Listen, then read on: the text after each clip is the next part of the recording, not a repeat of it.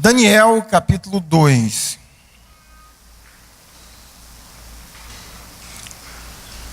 Daniel, capítulo 2. Domingo atrasado, a gente começou a dar uma olhada no livro de Daniel para examinarmos os princípios, a base da vida de Daniel, que levou ele a ser esse homem de um testemunho tão exemplar. Nós analisamos um pouco o capítulo 1 sobre princípios da vida de Daniel. Então, nessa primeira aula, a gente encontrou 3 fundamentos da vida de Daniel que, com certeza, fizeram diferença em sua vida. Só para relembrar, o primeiro deles é o poder de uma decisão. Daniel, ainda jovem, ao chegar em um país estranho como cativo, ele tomou uma decisão. E o versículo 8 diz que Daniel resolveu firmemente no seu coração não contaminar-se com as finas iguarias que eram oferecidas àquelas pessoas. Então, o poder de uma decisão. Quando Jesus Cristo fala sobre decisão, ele sempre fala muito, ou nos mostrando a seriedade que é uma decisão. No Antigo Testamento, a gente encontra as pessoas tendo na sua vida religiosa o princípio do voto. E a gente vê nas páginas do Antigo Testamento algumas pessoas fazendo votos malucos, como Gideão.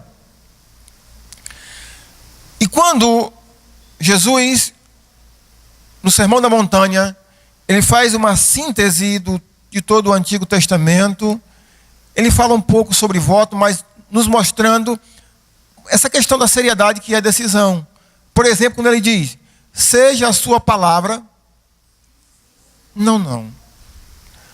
Quando ele fala de decisão a respeito de pessoas que querem segui-lo, ele diz assim: quem quiser vir após mim, venha, mas queira. Porque parece que tem pessoas que nunca sabem o que querem para as suas vidas. A gente conversava sexta-feira sobre o problema que muitas mulheres enfrentam, por exemplo, de criar filhos sozinhas. E eu me compadeço, não só com a mulher, mas com o homem, mas geralmente é as mulheres que arcam com essa situação. Uma senhora, uma moça que casou, que amou um homem, que se dedicou a ele, que criou uma família com esse homem. Depois de alguns anos de casada, esse homem abandona ela e os filhos. Eu me compadeço. Eu me revolto.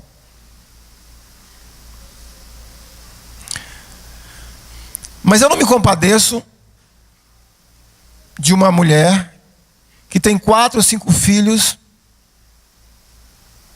de homens diferentes e que nenhum deles levou ela a sério. Eu não me compadeço. Eu me compadeceria se ela tivesse um. Porque vem aquela frase: errar é humano. Permanecer no erro é o exagero da humanidade. Então, simplesmente por falta de tomar uma decisão, eu não vou mais me envolver com quem não quer nada comigo. Então, decisão faz diferença na vida. Quando a gente trinca o dente e diz: eu tomei essa decisão. Daniel fez isso. Uma segunda área da vida de Daniel, irmãos, que fez uma diferença enorme, ele ter convicção sobre as suas crenças. Convicção sobre suas crenças. Daniel era convicto a respeito daquilo que ele cria. E lembra que convicção é muito diferente de acreditar somente. Geralmente as pessoas definem convicção quando alguém é convicto por alguma coisa, se ele é capaz de arriscar, de colocar a sua vida em xeque por causa daquilo que ele diz que é convicto. E Daniel fez isso. Eu não me prostrarei diante de imagens, os seus amigos disseram. Eu não vou parar de orar porque houve um decreto do rei para que ninguém fizesse nenhuma petição a nenhum outro Deus a não ser o rei. Então Daniel era um homem de convicções. Uma vez eu li um capítulo de um livro a respeito de pessoas que tinham convicções. Entre tantas pessoas entrou o apóstolo Paulo. Você acha que Paulo não era um homem de convicções? Você acha que se Paulo não tivesse convicções, ele escreveria suas últimas palavras dizendo: combati o bom, completei, guardei. Pessoas que têm convicções causam diferenças no tempo em que elas vivem. E a terceira área da vida de Daniel, que fez muita diferença para ele e para o seu testemunho, é a capacidade de negociar. Daniel, ele era um estadista. E ele sabia dialogar, conversar, desde muito novo. Né? O primeiro, a gente vai olhar um pouquinho hoje, quando chega a primeira notícia ruim que o livro relata para Daniel, é quando Nabucodonosor tem um sonho e ninguém pode resolver a interpretação e a dizer o que o rei sonhou. E chega o responsável por executar os magos, os feiticeiros, os encantadores e os sábios da Babilônia. E Daniel não estava sabendo de nada. E quando chega, Daniel diz, mais ou menos assim, o que está acontecendo? Aí a pessoa diz a notícia para ele. Ele diz, eu posso conversar com o rei. Aí conversar com o rei, ele diz, me dá um tempo. Então, às vezes, irmãos, tem tantas coisas que a gente não consegue porque a gente não tem a hora certa de falar e o jeito certo de falar. Se é uma das coisas que os casais mais se degladeiam é por causa da falta de capacidade de negociar, de ceder, de dizer não, de dizer sim, agora não, daqui a pouco. Muitos pais pecam por não saber negociar com os filhos. Então, a capacidade de negociação. Talvez você já destroçou tantos relacionamentos porque você não consegue simplesmente negociar, ceder. Daniel tinha essa capacidade. Hoje nós iremos olhar capítulo 2 e capítulo 3. Nós não iremos ler todo o capítulo 2. Eu vou resumir a história para você do capítulo 2, a partir do versículo 1. No segundo ano de reinado desse imperador Nabucodonosor,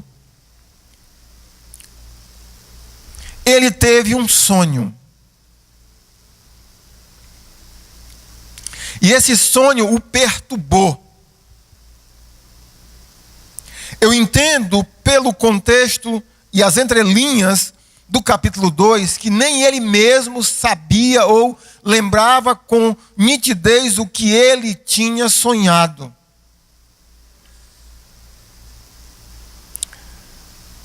E quando ele acordou com esse sonho que o havia perturbado, ele queria saber o que significava esse sonho. Então, ele reúne todos os magos do seu império.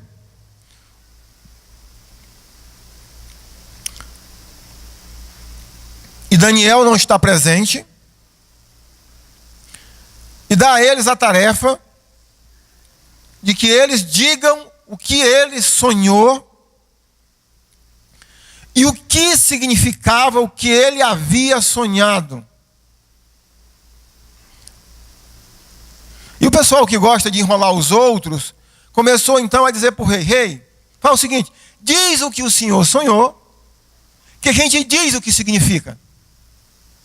E o rei disse: vocês querem me enrolar, vocês querem mentir. Se vocês não me disserem o que eu sonhei e o que significa o que eu sonhei, eu vou mandar matar todos vocês. E naturalmente eles não tinham a capacidade, eles mesmos disseram que para dizer o que o rei havia sonhado, somente alguém onisciente. Ninguém tinha essa capacidade, nenhum humano tinha essa capacidade de revelar o que alguém tinha sonhado, o que passou na mente de uma pessoa. Então o rei mandou que fosse morto todas essas pessoas que mexiam com o ocultismo. E eu não sei até que ponto Daniel se envolvia com isso, no sentido dele ser classificado como alguém que poderia morrer. Mas alguém que mexia com encantamento, com bruxaria, com essas coisas, inclusive os astrólogos, toda essa turma, todo mundo vai morrer. Então, quando essa ordem chegou e foi, as pessoas começaram a colocar em vigor, olha o versículo 12 do capítulo 2, o que diz. Então o rei muito se irou e enfureceu, e ordenou que matassem a todos os sábios da Babilônia. Saiu o decreto segundo o qual deviam ser mortos os sábios, e buscaram Daniel e seus companheiros para que fossem mortos. Agora, lembra que eu falei na aula passada sobre a capacidade de negociar? Olha como é que o Daniel fala. Versículo 14. Então Daniel falou avisada e prudentemente a Arioque, chefe da guarda do rei, que tinha saído para matar os sábios da Babilônia. E aí Daniel negocia com ele. Depois Daniel negocia com o próprio rei para que desse um tempo para ele, para que ele pudesse então resolver o problema do rei e naturalmente o problema dele. O texto não diz quanto tempo o rei deu para Daniel. O ponto é que Daniel, ao chegar em casa, falou para, me ajuda aí, Sadraque, Mesaque e Abednego: gente, ó, a situação é grave e eu preciso que vocês orem. E na noite seguinte, Deus então revelou a Daniel o que o rei Nabucodonosor havia sonhado e também o que significava o que ele havia sonhado. Irmãos, agora eu vou falar o sonho, talvez muitos já saibam, mas é importante a escola dominical, porque esse sonho do rei tem a ver com os últimos 2.500 anos de história. Qual foi o sonho que o rei teve? E Daniel foi revelado a ele. O rei Nabucodonosor sonhou com uma grande estátua. E essa estátua, ela era formada por diversos tipos de metais, inclusive uma substância que naturalmente não é metal, que é barro. Vê se vocês lembram os metais que essa estátua ela era composta. Vamos lá. Ouro, prata, ferro, bronze e barro. 5 tipos de substâncias, né? 4 eram metais, são metais, e 1 barro. Então, a cabeça da estátua era formada por que tipo de metal? Ouro. Então, nesse sonho, Daniel viu uma grande estátua, e a cabeça dessa estátua era formada por ouro. Essa parte aqui, como é que dá o nome? Tórax. E os braços era formado por que tipo de metal? Prata. O ventre, ou o abdômen da estátua, bronze. As pernas, ferro. Os pés, barro e ferro. Então, esse era o sonho. Uma estátua imensa com a cabeça de ouro, o tórax e os braços de prata, o ventre de bronze, as pernas de ferro e os pés de barro, uma mistura que não se misturava, mas composta por barro e ferro. O que significava esse sonho? A cabeça de ouro representava que reino ou que império? O império da Babilônia. Por isso que eu digo que tem a ver com os últimos 2.500 anos de história. Esse sonho, a interpretação dele tem a ver desde o período de Daniel até os últimos dias da história humana com o governo humano. Então, essa cabeça de ouro era o império de Nabucodonosor. E esse império, se você até for estudar história, ou até mesmo talvez a geopolítica, é a partir desse império que começa-se a enumerar ou a contar a base de todos os outros impérios que vieram após ele. Então, cabeça de ouro, o império da Babilônia. Era o mais nobre. E aí Daniel diz para o rei: depois do teu reino, virá um reino também forte, mas não semelhante ao teu, que é o reino ou o império, a parte da estátua, o tórax e os braços. Qual era o próximo império? Medo-Persa. Agora, olha só, quantos braços naturalmente tem um ser humano normal? 2, medos e persas. Naturalmente havia uma unidade, o tórax.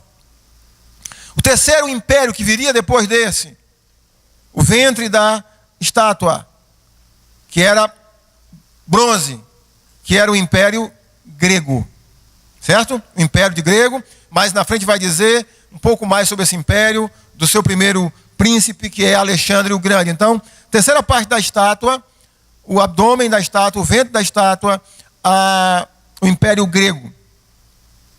As pernas da estátua era o império romano, de ferro. Mais uma vez o detalhe da interpretação do sonho. O Império Romano, se não me engano, em 476, se a data for outra, quem dividiu em dois, o Império Oriental e o Império Ocidental. As pernas, ferro, representando o Império Romano. E a última parte da estátua, os pés, formado por barro e ferro. Eu gosto de frisar que qualquer ser humano normal vai ter quantos dedos nos seus pés? 10 dedos.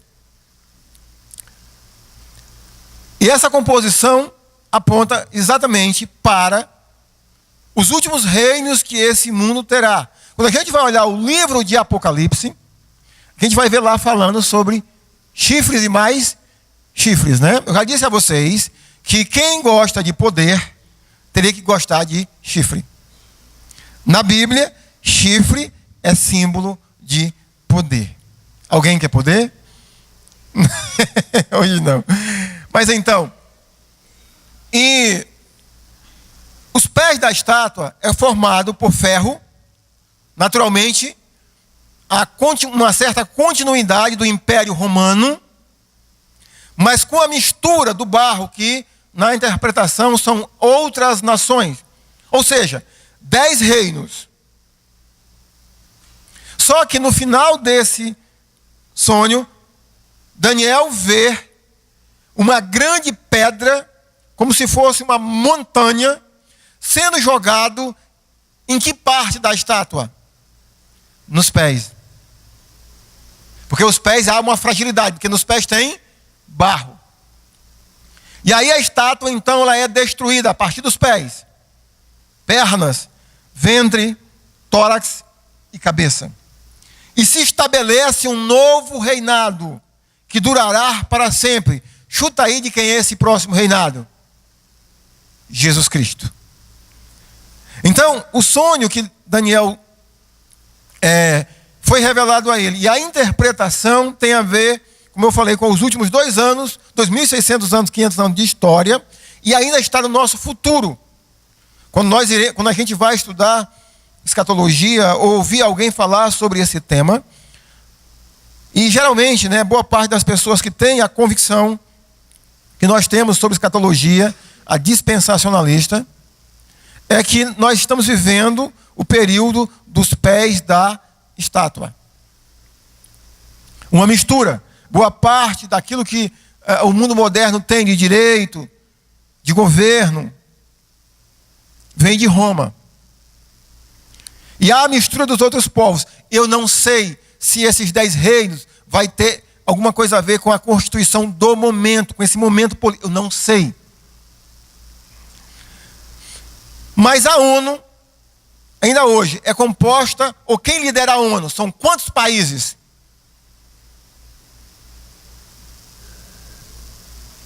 Assim, quem é a cabeça da ONU? São quantos países? 7. O famoso G7. Estados Unidos, Grã-Bretanha. Há vários anos, a ONU vem discutindo a possibilidade de ter mais 3 novos membros no seu Conselho Permanente de Segurança. A conta é muito simples. Tem 7, certo? Se entra mais 3, que são os emergentes ou BRICS, o Brasil, são 5 países, e eles estão estudando 3 para comporem a ONU definitivamente. 7 mais 3 dá quantos? 10. Repito, não sei se tem a ver. O ponto é que nós cremos, irmãos, que nós estamos vivendo o período, já há muito tempo, dos pés da estátua. E o momento que está no nosso futuro é a elevação de um governo mundial, que no sonho também de Daniel, ele fala sobre isso. Um dos chifres, um desses 10 chifres, crescerá mais do que os outros, ou seja, um dos dedos crescerá mais do que os outros, e derrubará 3 reinos. Que é a elevação do anticristo,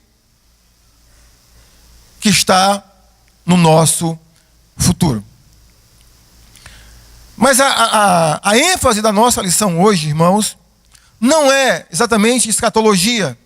Eu fiz questão de explicar mais uma vez para que vocês tenham uma base, uma compreensão. Inclusive, o próprio livro de Daniel é uma chave para a gente entender o livro de Apocalipse. Alguns meses atrás, eu acho que está com uns 2 anos atrás, eu trouxe uma série sobre Apocalipse e nós tivemos as 2 primeiras lições no livro de Daniel, porque é importantíssimo para a gente poder entender as profecias do Apocalipse. Mas então, é olharmos o que está por trás de Daniel. Não só para que ele pudesse revelar o sonho, o significado do sonho, mas o que estava por trás da vida dele, de Sadraque, de Mesaque e de Abednego, para que esses homens, mesmo diante de uma situação improvável para darem um bom testemunho, eles deram um bom testemunho. Venha comigo para o versículo 16 do capítulo 2. Aqui está o motivo. No caso, se fôssemos anotar o 4º fundamento da vida de Daniel. Verso 16. Depois que Daniel recebe a notícia que ele vai morrer, e depois que ele conversa com Arioque, o chefe da guarda, para conversar com o rei. Então, diante da conversa com o rei, verso 16 diz assim: foi Daniel ter com o rei e lhe pediu que designasse o tempo. E ele revelaria ao rei a interpretação. Então, Daniel foi para casa e fez saber o caso a Ananias, Misael e a Azarias, seus companheiros, para que pedissem misericórdia ao Deus do céu sobre este mistério, a fim de que Daniel e seus companheiros não perecessem com o resto dos sábios da Babilônia. Então, foi revelado o mistério a Daniel numa visão de noite. Daniel bendisse o Deus do céu. O que está aqui, meus irmãos, de fundamento na vida de Daniel, era o grupo de pessoas que cercavam Daniel. Observe que Daniel não está sozinho.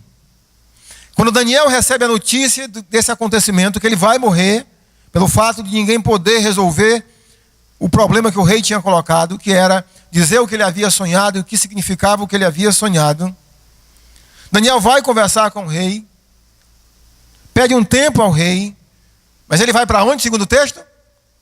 Para casa. E ao chegar em casa, ele está sozinho ou tem amigos? Tem 3 pessoas lá. Os nomes judeus aqui: Ananias, Misael e Azarias. O grupo de pessoas que estavam com ele. Daniel, irmãos, ele tinha um grupo para ter comunhão. E aqui está o fundamento que fez diferença na vida de Daniel. Além do poder da decisão, além da convicção sobre suas crenças, além da capacidade de negociação, Daniel não vivia uma vida espiritual sozinho. Daniel não tinha uma vida isolada. Daniel tinha um grupo de irmãos que lhe davam sustentação espiritual. Daniel tinha comunhão.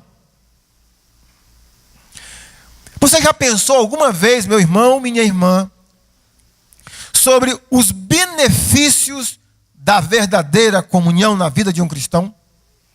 Você já parou para pensar a própria constituição da igreja?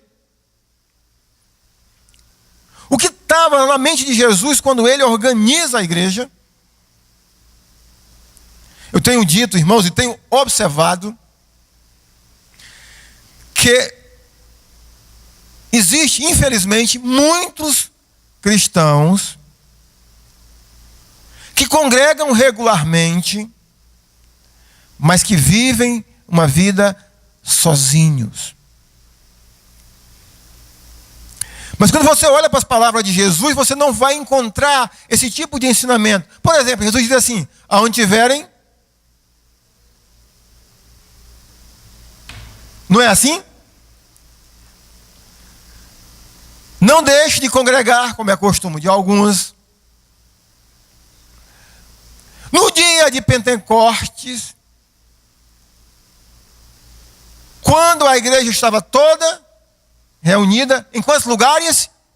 Em um só lugar. Desceu o Espírito Santo. Então, a ênfase que Jesus e os outros escritores, no caso, Jesus não foi escritor do Novo Testamento, dão sobre essa questão de comunhão. Existe um grupo de pessoas na igreja que vivem sozinhos. E talvez, por causa disso, nunca têm ou nunca terão, se continuarem com esse estigma de vida, uma vida cristã saudável. Outros têm pessoas perto deles, mas essas pessoas não são uma boa influência.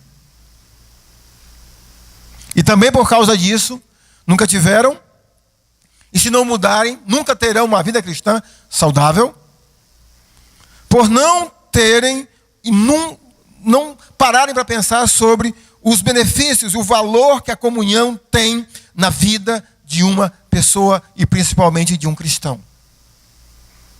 Meus irmãos, escute o que eu vou lhes dizer. Tem gente que fala assim, ó: eu não preciso de igreja para servir a Deus. Geralmente quem fala isso são pessoas que não conhecem a Jesus Cristo.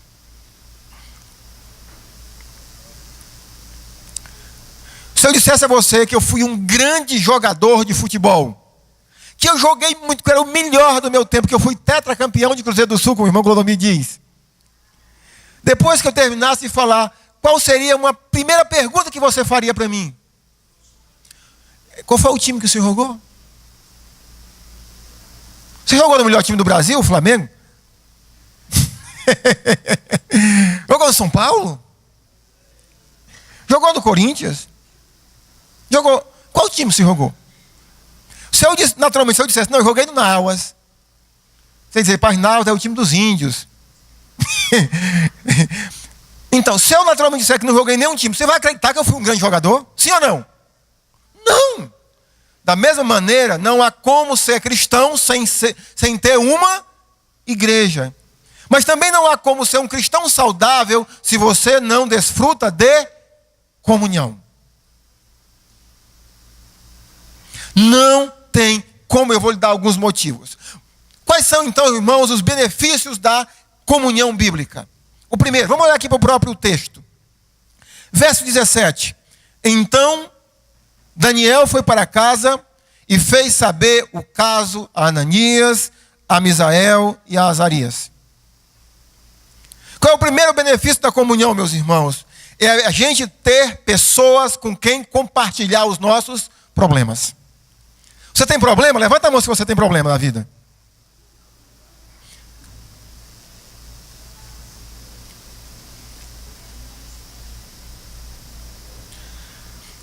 Ter pessoas para quem ou com quem compartilhar sobre as aflições, as dúvidas, as dificuldades, as crises de fé.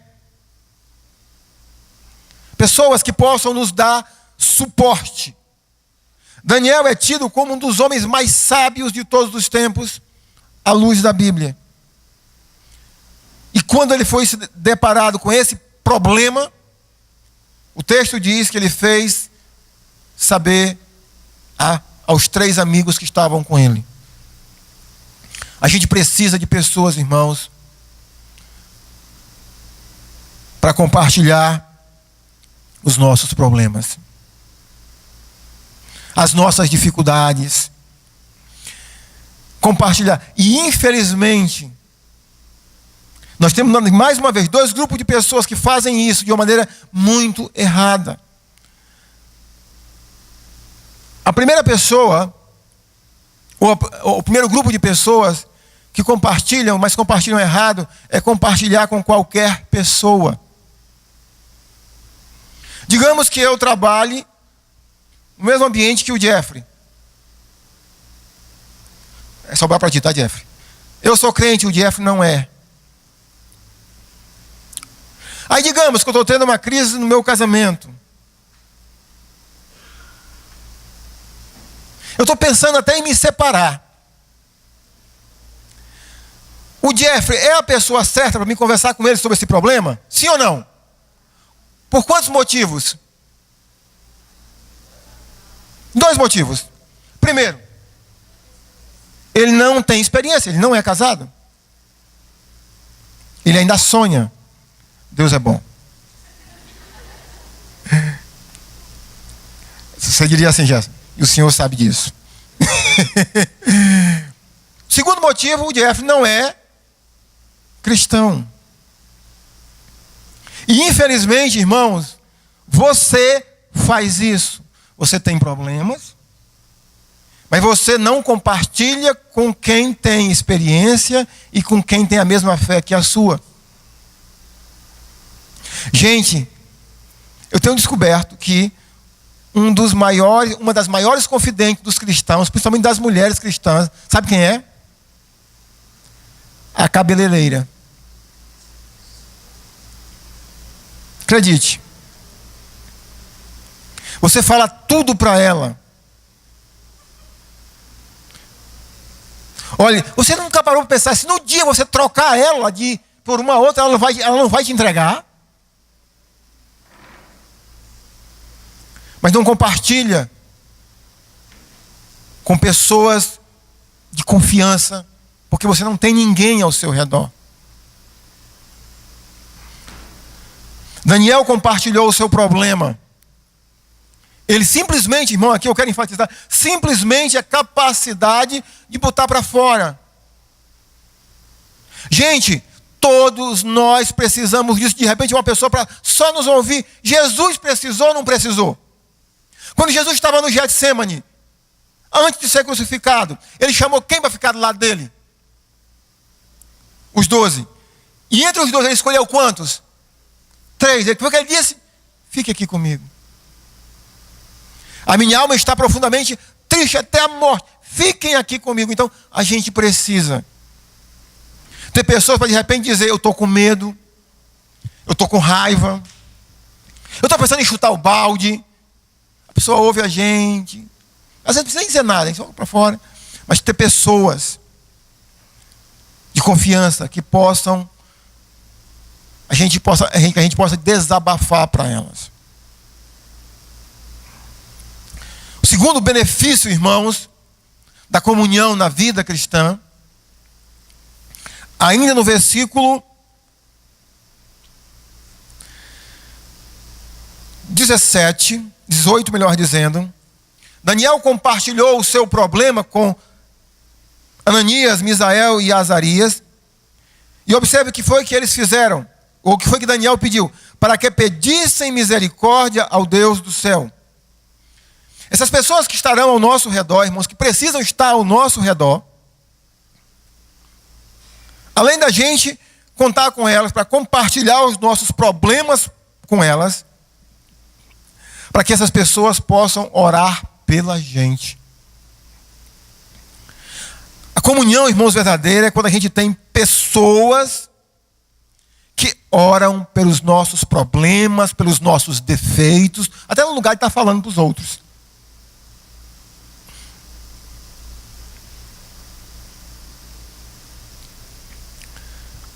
Você tem irmãos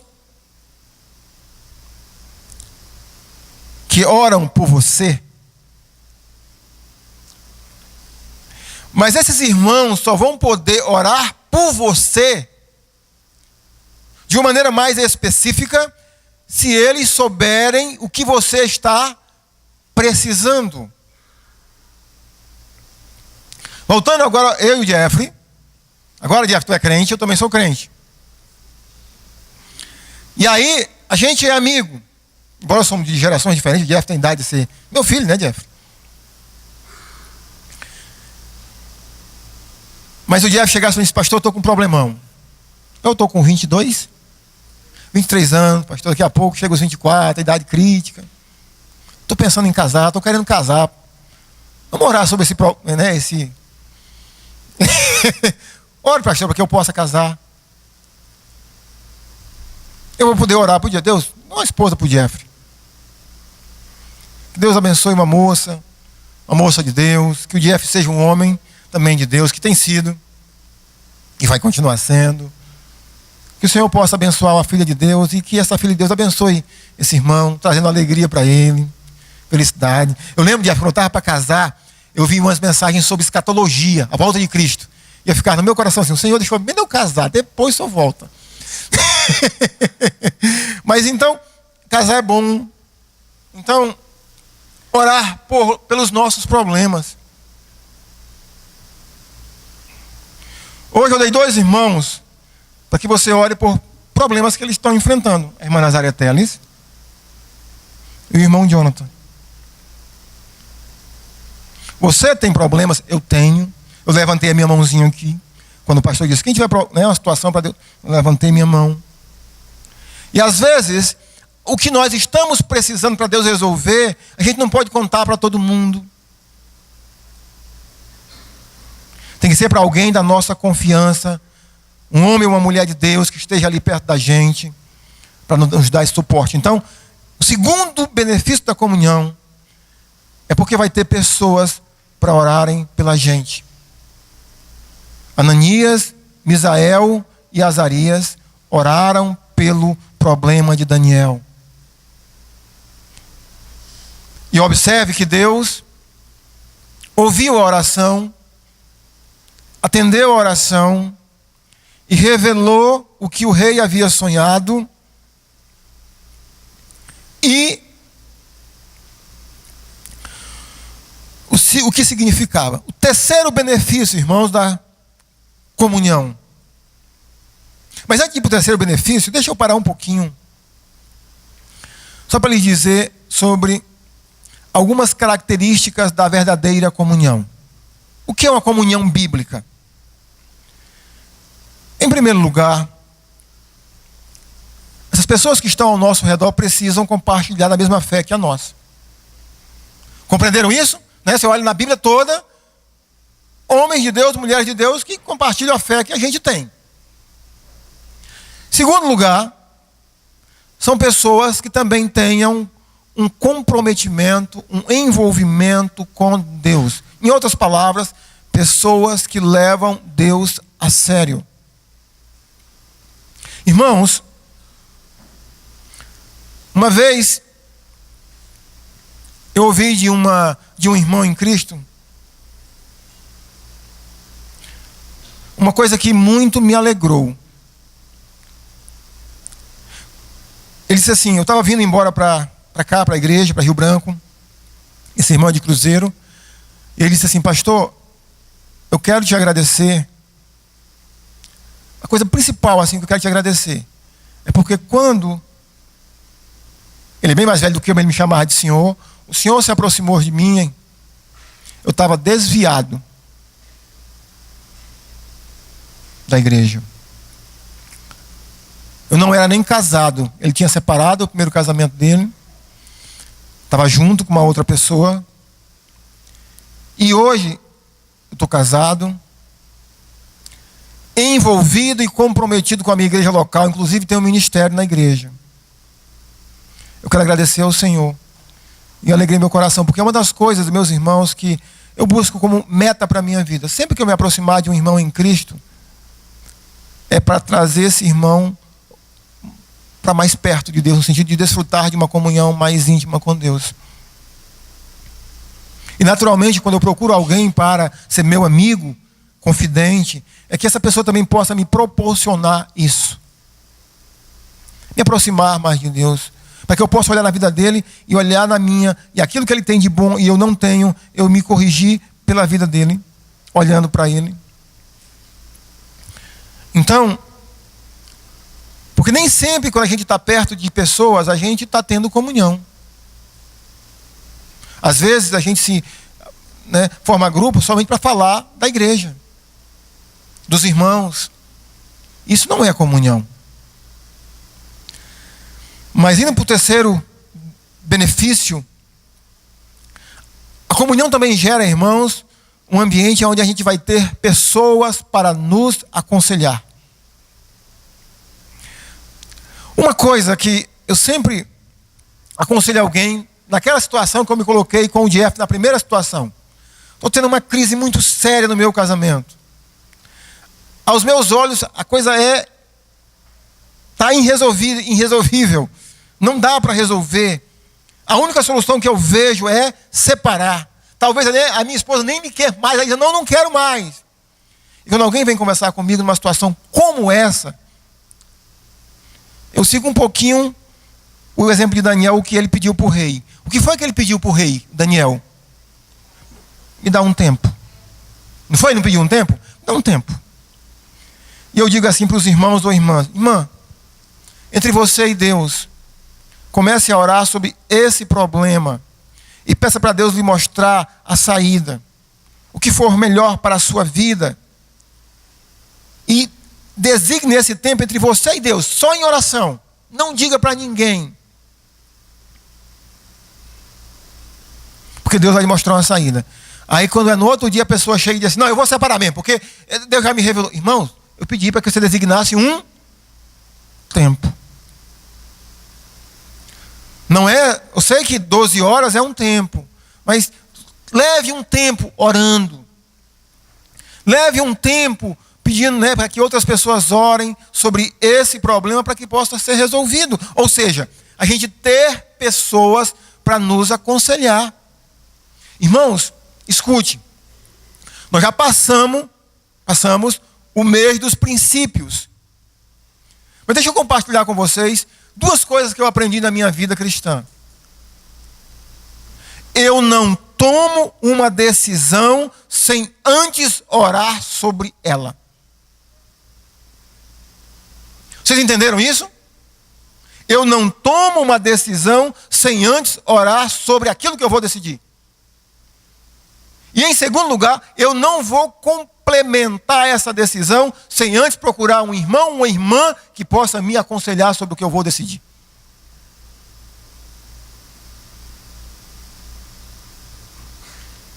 O que é que o livro de Provérbios diz? Na multidão de conselhos, a sabedoria. Ter pessoas ao nosso redor que possam nos aconselhar.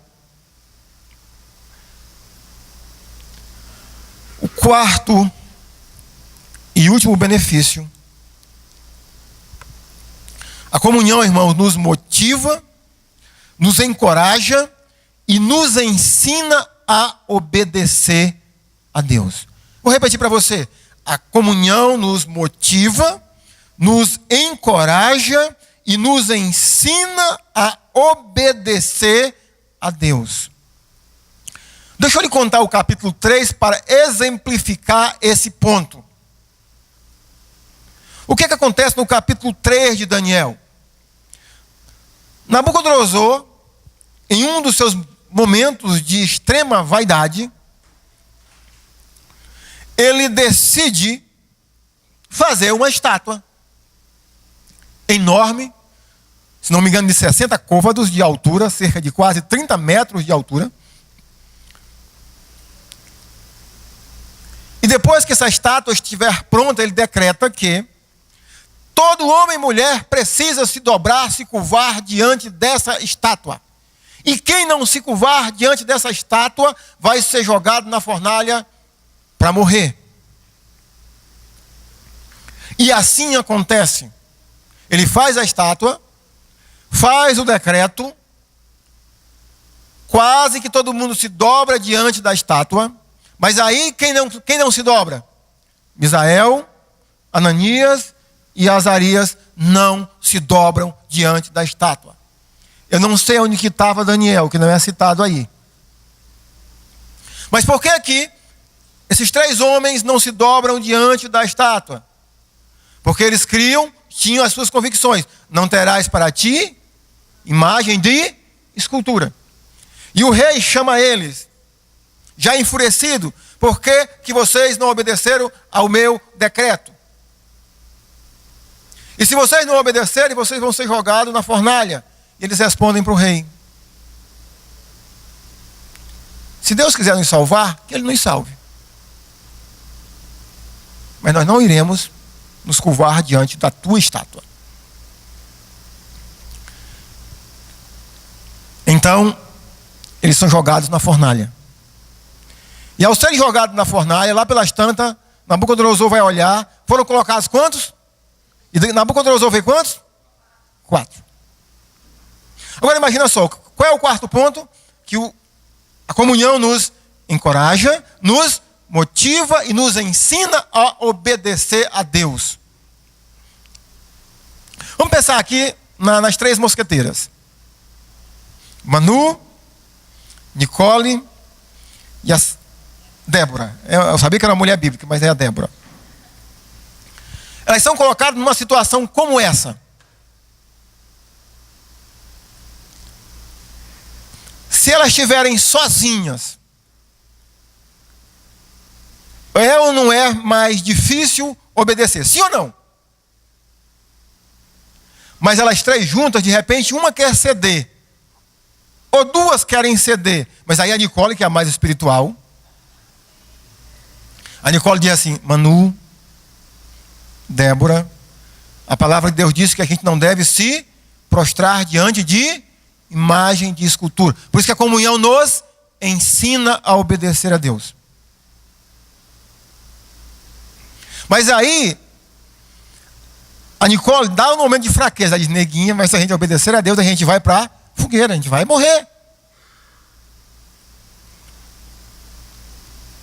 E aí a Manu diz: não, mas para obedecer a Deus a gente morre. E a Nicole diz: menina, mas se a gente for, eu vou morrer pretinha. Brincadeira. O ponto, irmãos, é que, me ajude aí, Ananias, Misael e Azarias, eles estavam os três juntos. E por causa disso, por causa dessa comunhão que eles tinham, eles foram encorajados um pelo outro. Se tiver que morrer, a gente morre. Eles foram motivados um pelo outro. Se tiver que ir, a gente vai morrer.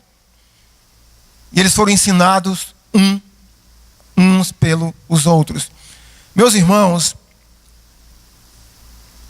Tiago, o meio-irmão de Jesus, ele diz assim, no início da sua epístola: meus amados irmãos, tende por todo motivo de alegria ao passar por provações.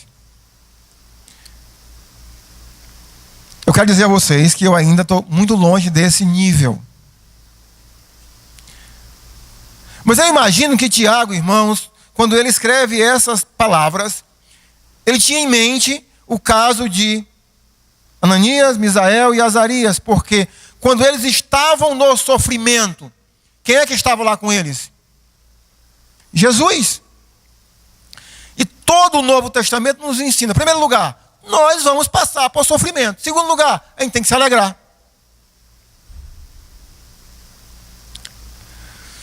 Não sei, repito, o nível espiritual para a gente poder se alegrar. O ponto que eu quero realçar, irmãos, da comunhão é que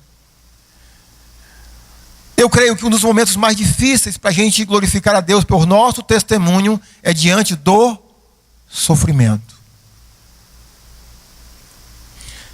É diante do sofrimento, porque Jó, quando foi acometido de todos aqueles flagelos sobre sua vida, o que Jó respondia? Deus deu, Deus tomou.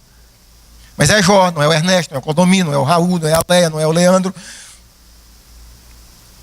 E principalmente no mundo que nós vivemos, ante Deus. Mas ao estarmos em comunhão, irmãos, é muito mais fácil a gente poder glorificar a Deus com o nosso testemunho por meio do sofrimento, tendo pessoas do nosso lado.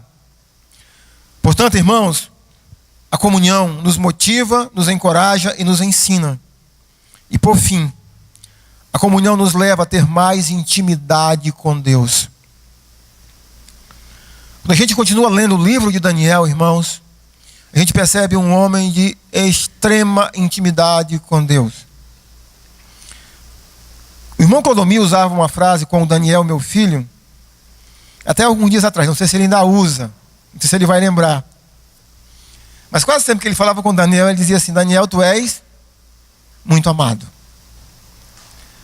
Porque às vezes que Daniel busca a Deus em oração e quando a resposta vem, como é que o anjo diz para Daniel? Daniel, tu és muito amado. Daniel desfrutava de intimidade com Deus. A gente vê o profeta Jeremias, que era bem mais velho do que Daniel, dizendo: ainda que tivessem 3 homens, Deus destruiria. E entre esses 3 homens, que é Moisés, Daniel e eu acho que Abraão, Daniel está lá. Ele tinha intimidade com Deus.